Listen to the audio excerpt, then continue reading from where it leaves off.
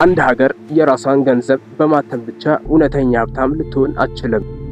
የመንግስት ስራዎችን በገንዘብ ለመደገፍ ወይም ዕዳ ለመክፈል ቀላል መፍትሄ መስሎ ቢታይም ይህ አሰራር በአጠቃላይ ወደ ከፍተኛ አሉታዊ ኢኮኖሚያዊ መዘዞች በተለይም የዋጋ ግሽበት ወይም ከፍተኛ የዋጋ ንረት ያስከትላል።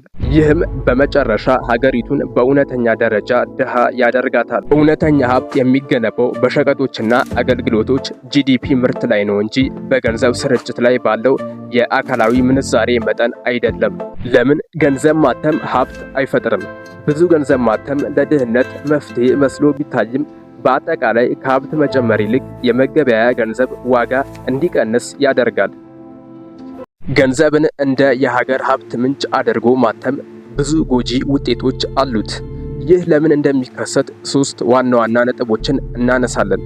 ለምሳሌ በአቅርቦትና በፍላጎት መሰረታዊ መርሆች መሰረት፣ አንደኛ የዋጋ ግሽበትና ከፍተኛ የዋጋ ንረት። አንድ መንግስት ተመጣጣኝ የምርት ጭማሪ ሳያስከትል የገንዘብ አቅርቦቱን ሲጨምር የሸቀጦችና አገልግሎቶች ዋጋ ይጨምራል። ህትመቱ ከመጠን በላይ ከሆነ ወደ ከፍተኛ የዋጋ ግሽበት ሊያመራ ይችላል። በሂደትም ገንዘቡ ሙሉ በሙሉ ዋጋውን እያጣ ይሄዳል።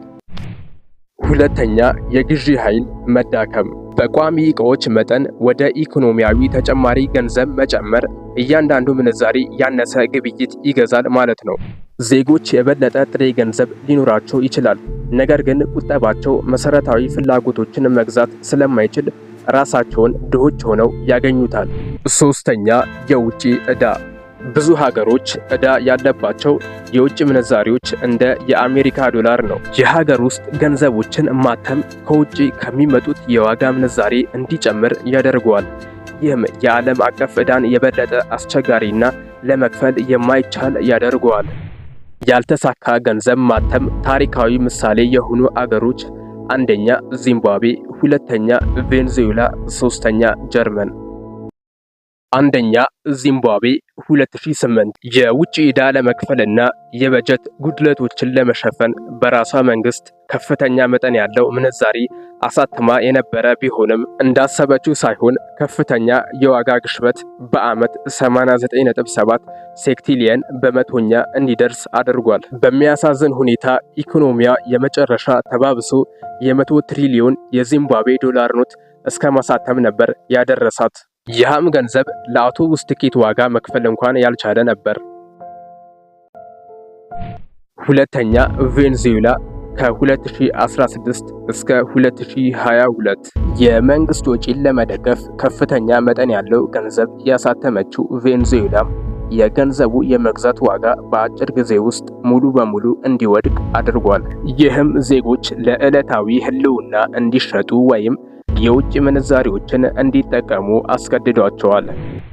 ሶስተኛ ጀርመን በ1920ዎቹ ከሁለተኛው የዓለም ጦርነት በኋላ ጀርመንም የጦርነት ካሳ ለመክፈል ገንዘብ አሳትማ ተመሳሳይ ዕጣ ፈንታ ደርሷታል። በዚህም ምክንያት ገንዘቡ ዋጋ ቢስ ከመሆኑ የተነሳ አንዳንዶቹ ግድግዳቸው ላይ በመለጠፍ ቤታቸውን እያሳመሩበት ነበር። በሚያስቅ ሁኔታ አንዳንዶቹ ደግሞ ቤታቸውንና ራሳቸውን ለማሞቅ እንደ ከሰል ለሙቀት እያቀጣጠሉ ይጠቀሙበት ነበር።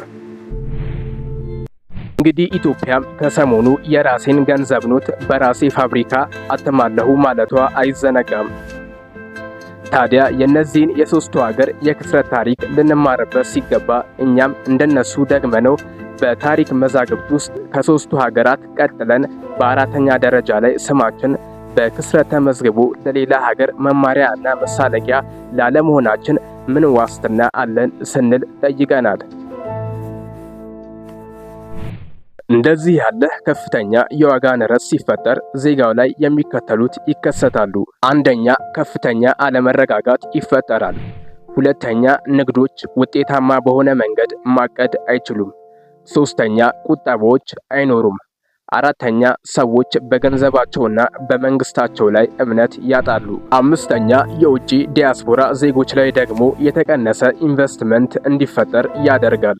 ስድስተኛ የሀገር ውስጥም ሆነ የውጭ ባለሀብቶች ያልተረጋጋ የገንዘብ ምንዛሬ ባለበትና ከፍተኛ የዋጋ ንረት ወዳለበት ሀገር ገንዘብ የማስገባት ኢንቨስት የማድረግ እድላቸው አነስተኛ ሲሆን ይህም የኢኮኖሚ እድገት ላይ የበለጠ ትልቅ እንቅፋት እንዲኖር ያደርጋል።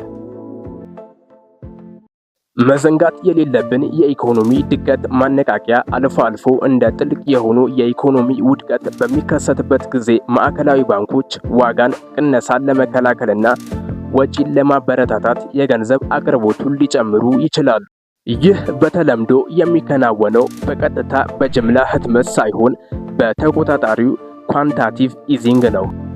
ዩናይትድ ስቴትስ አንዳንድ ጊዜ ተጨማሪ ገንዘብ በማተም ልትጠቀም ትችላለች፣ ምክንያቱም የአሜሪካ ዶላር በዓለም ላይ ለዘይትና ለወርቅ ንግድ የሚውል ቀዳሚ የመጠባበቂያ ገንዘብ ስለሆነ። ነገር ግን ለአሜሪካም ቢሆን ከመጠን በላይ መታተም አሁንም የረጅም ጊዜ የዋጋ ንረትና የዕዳ ጣሪያ መቃወስ አደጋ ላይ እንደሚጥላት ስለምታውቅ ከፍተኛ ጥንቃቄ ወስዳ ነው የምታትመው።